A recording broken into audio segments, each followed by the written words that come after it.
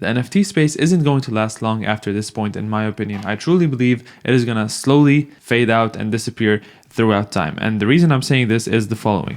So every business, or most businesses you see, currently have an email and a website. But we never say the website space and we never say the email space. But we do say the NFT space, and the reason for that is because it's very early and it's very new. In the future, most businesses, if not all of them, will have a way to incorporate NFTs to the point where it's just part of business and part of life, to the point where it's not a space on its own, it's just part of most businesses, and it is something that we don't mention to be a whole space. Hey everyone, I hope you're doing well. My name is NFTM and welcome back to another video.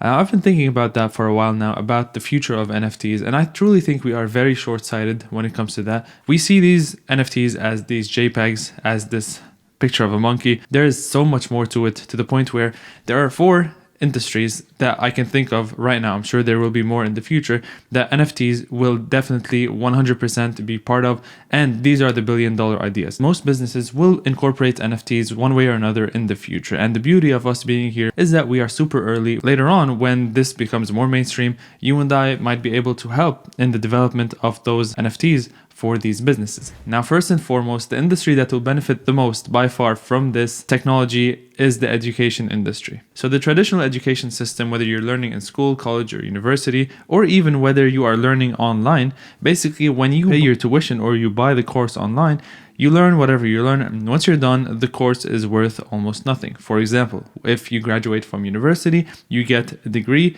and what you could do with it is hang it on your fridge.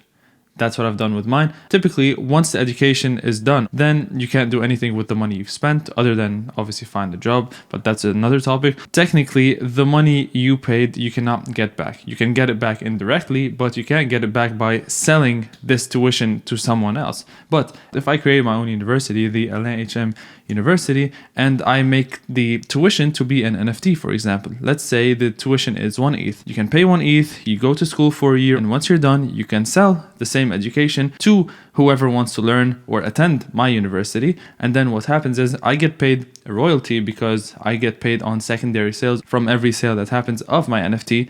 Then what happens is you can get all the value from attending my university, and whoever wants to join can do the same. He buys the NFT, which is not going to be called an NFT anymore. It's going to be called a membership or a tuition, and then they can attend the school, learn. Once they're done, you can sell it. Also, the beauty of this is that the market will actually decide how valuable this is. It's not that I can price this as $200,000 and everyone has to buy it for that price. If people are not getting value from attending my university, obviously it will not sell, thus lower demand, thus lower floor price. But with university, they can decide what they want to charge. No one can tell them anything, and you cannot resell what you learn. Also, in the online learning system, let's say you buy a course online, you're done with it, you can resell it to someone else, versus now you cannot resell it. Technically, you can resell it, but with NFTs, it's more legit because it actually proves ownership of that course. Real quick, before I keep going, I would highly appreciate if you can like this video and subscribe to the channel. This would tell YouTube that you're actually enjoying my content, and they can spread it to more and more people so they can benefit from this content as well. Also, don't forget to follow me on Twitter. It's the quickest way I can send information from here to you guys. And make sure you join my Discord community. The link is in the description. Over there, we can chat. You can ask me questions. You can just jump on voice call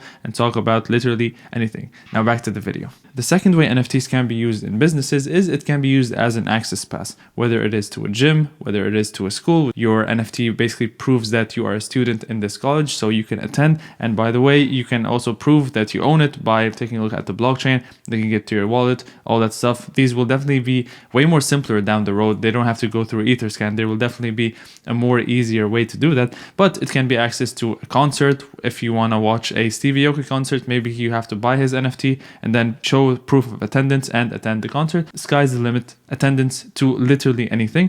And as I said, the beauty of it is, let's say you have access to a country club or a gym, and once you're done with that, you want to leave, then you can sell that and someone else can take your spot. Because at the end of the day, memberships should be limited. For example, a gym that fits 100 people should not be having 10,000 members, because if 10% of them wants to come at the same time, they won't fit. So it can act as an access pass to anything, and the beauty of it is that it's verifiable, it's on there, it's public, everyone can see it. The third way I see NFTs being included in businesses is having actual NFT products. It could be car keys, door locks, whatever, gate locks, it could be anything. But imagine this, you get home, you want to unlock the door, you take out your phone, which is on you 24/7, and you just scan a barcode and you unlock the door. But I'm pretty sure there will be a system in the future where only how many people you want to have the keys can actually have these keys. And when it comes to cars, maybe you can have one and the spare one, so just in case, just like in real life when this happens. But with that, definitely there will come more issues, such as what happens if I lose both of my keys? How do we reprogram this? And I'm sure there will be solutions. As technology progresses, there will be more problems,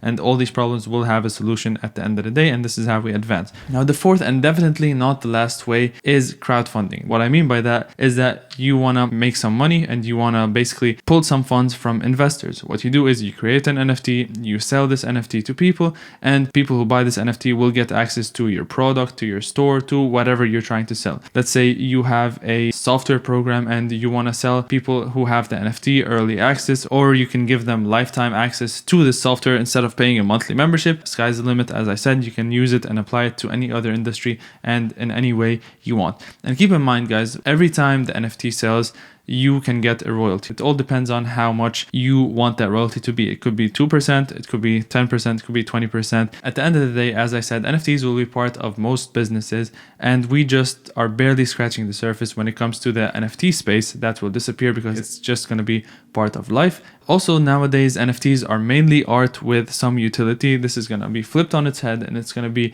mainly utility with some art, but obviously, the collectible part of the NFT art is still going to be there, but it goes way, way deeper than that. That's what I think. I really hope you enjoyed this video. See you on the next one. Peace out.